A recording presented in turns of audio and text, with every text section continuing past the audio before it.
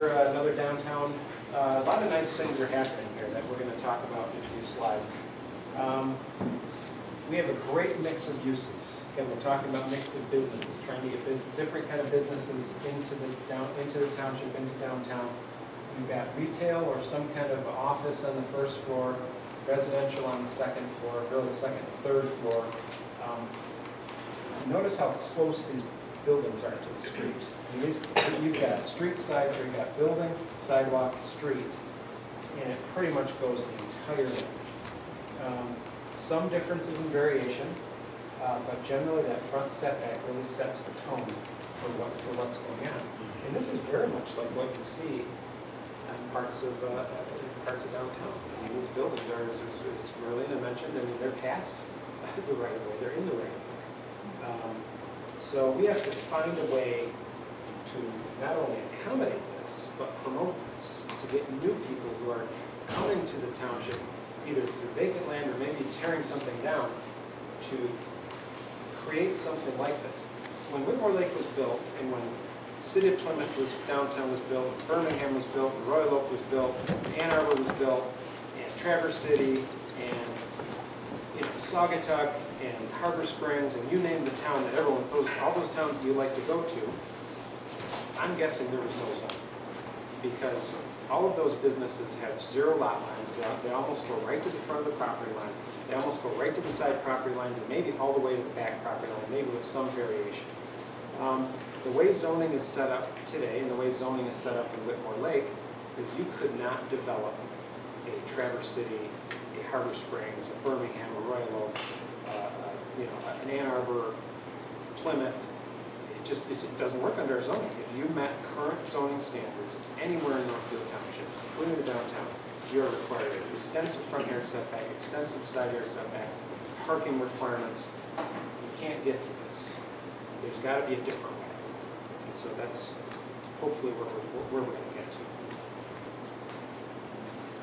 to. As well as a lack of a mix of uses. So from the form, we have two problems in downtown, as most downtowns have. That's a problem of form, not only what it looks like, but the uses. We're very restrictive in what we allow in downtown. Little downtown seating, there's no reason why we couldn't do more things like this. Again, it doesn't have to be as grand as the last slide. It can be a couple little tables, awning. Makes a very pleasant place for people to come. Makes the downtown a little bit more of a gathering space. Maybe next year we'll get the farmers market. We'll go a little more. Gets people downtown. Let's get people downtown. Make this an activity center. Get people excited about coming downtown. Just a little example of parking. Sometimes parking. There's a few places in the downtown where parking is prominent. It's not the most attractive thing in the world. There's some things we can do to buffer and mitigate those views. This just shows a real simple boxwood hedge, along in front of the parking lot. It's a little more defined, curb going into parking, and this shows some. The graphic here is basically buildings up front. We've got the road, parking in the back or the side. This is generally what we're trying to promote, especially in downtown areas. The current zoning ordinance doesn't really promote that. Okay, we've got the what, so what, and then we're going to go to the now what. Any thoughts? Okay. So where do we go? Well, there's some things we can do pretty quickly here. There's some things we can get on to as a planning commission, as a township board, that are going to be in the low-cost arena. Low cost, it's not no cost, but low cost. We're not talking about planting trees or putting in grates or building pedestrian facilities yet, although those are all ideas that are out there. But we're talking about some changes to the zoning ordinance that we can do, that we would like to do. I think the planning commission would really like to do this as well. We've already done some of these. Due to some recent issues downtown, the planning commission discussed it, the township board discussed it. We completely revised the non-conforming standards downtown to make updating, fixing, adding on to businesses easier. Now, we hope that in the case where if anyone wanted to do anything to a business downtown, they pretty much had to get variance. That's how the ordinance was being interpreted. We've now gotten, we've eliminated that with this recent non-conforming change that we went through. It's much easier, there's much more discretion on the part of the township to allow some changes and improvements to businesses downtown. We've already done that part. Well, got a couple other possibilities. Now that that part's out of the way, the township actually has a zoning district called Village Commercial District. It was done a number of years ago, and it was done to accommodate a wider range of uses than the current commercial district allows. It took into account some things like residential mixed with commercial, took into account things like beds and breakfasts and things like that that could be very successful downtown. The problem is it didn't go far enough. We have this district that's in our zoning ordinance, that's written into the zoning ordinance, but it's not applied anywhere on the map. There's actually no district that's called Village Commercial. The problem with this district is that while it started to talk about addressing some of the things we've talked about in the presentation so far, it still required setbacks. It still required this front, side, rear setbacks, still required some parking. And so it really was of no, it didn't really address the problem. That's this full non-conforming older development of the downtown. So it's there. The Planning Commission, we have a subcommittee. We kind of looked at that district. It's not, it could take some major overhauling. Maybe that could work. That's one option, but we'd have to change that to address some of those issues. Another one that I'm going to talk a lot about here in the next few minutes is a form-based code for downtown. Form-based code, as I'll explain, is an ordinance district that's much more interested in how something looks than what the uses are. If you get the look that you're trying to get, if you get the downtown look, you're not so interested if it's office or residential or commercial or a doctor's office. Use is much more, it's de-emphasized. The form of the building, location of the building is emphasized. That's really the crux behind form-based code. And there's some other zoning solutions. There's maybe a hybrid of that and just a straight overlay zone that might specifically address some of these problems. But I know the Planning Commission, several Planning Commission members, and I think board members have gone recently to some form-based code training. And this has been of interest to many of you. And so I'm going to present some form-based code ideas here that might be able to apply to downtown. And I'll give a little background for those of you who have not gone to the training. Form-based code is a general term for a zoning ordinance that utilizes regulations which emphasize where a building is located, how big it is, and how it addresses the public realm. In exchange for a more predictable physical outcome, use restrictions are often lifted. So some of the main impediments sometimes in a business coming to town is that the use isn't quite right. You know, it's a theater. Well, we don't allow theaters in that district. You have to get a rezoning. Well, we don't allow, doctors. We don't allow a veterinary clinic. That has to go in our industrial district.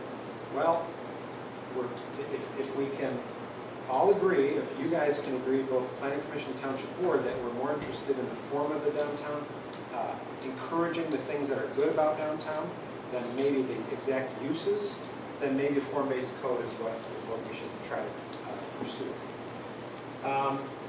Maximum minimum limits are often applied in the development of a form-based code area.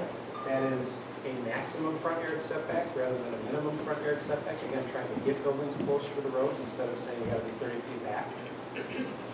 Buildings and site areas are required to meet certain standards to ensure they support and complement the goals and existing assets of the area they regulate.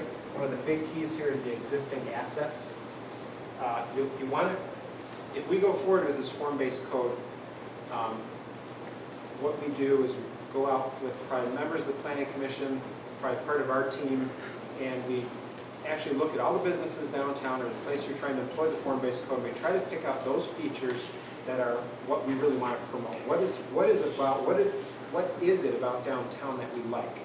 And we try to incorporate those features into a form or into a form-based code. We know what downtown is that we establish what blocks. I have myself, and that's up for debate. That can be Yeah. part of this.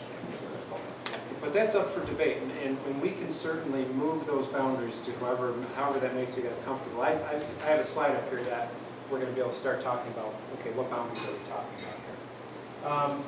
Now, with a more predictable physical outcome, use regulations can be relaxed to help the long-term sustainability of the buildings.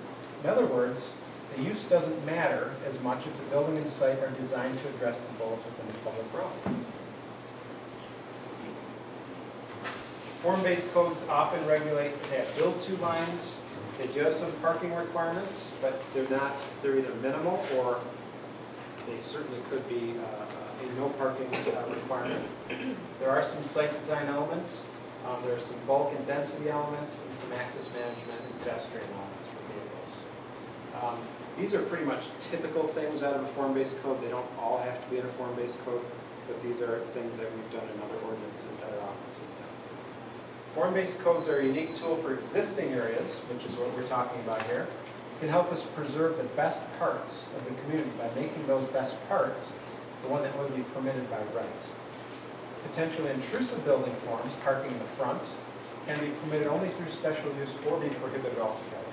If we're really serious about a form-based code and we want to make the downtown look like something, then there's got to be a way to disincentivize, if that's a word, things like suburban style development where you've got parking in the front yard and that sort of thing. The building architecture today, I've been in planning for quite a while, and I don't know, is there any architects that are in the planning commission right here? I tell you, I've seen architecture in about 24 years that I've been in planning really rise. And maybe Earl, I don't know if you can address that too, but it seems like people are much more interested in better architecture than they were. Absolutely. I started in planning in 1986, and there's a lot of boxes going on back then. And it just seems like people are much more interested in better architecture, nicer looking buildings. So my point here is, if we're getting better looking architecture anyway, why don't we emphasize that? Those should be the things that are closer to the street rather than a parking lot with cars. And that's really throughout the township, not just in the downtown. This is a graphic, again, showing some of the form-based ideas just for your information. This would be, for example, Main Street or maybe Main Street or downtown, one of the downtown streets. The idea here is that buildings would be along the front. There's virtually a very minimal front yard, 0 side yard setback, and if parking was required, which it doesn't have to be required, it would be permitted only in the side or rear. This promotes, as you're driving down the street, this front facade of a downtown that is present in all of those communities that I mentioned. This particular structure might be a little more close to what might happen downtown if something was redeveloped. And you have some building height standards similar to what we have now. Normally we would have a retail or office use, residential on the second floor. There's a maximum setback here.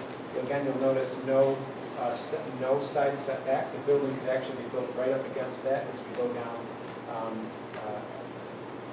the street. And then this shows some residential garages in the back in the alley. That might not apply necessarily to Whitmore Lake, but these are some of the things that we're trying to get to in that form-based code should get us to.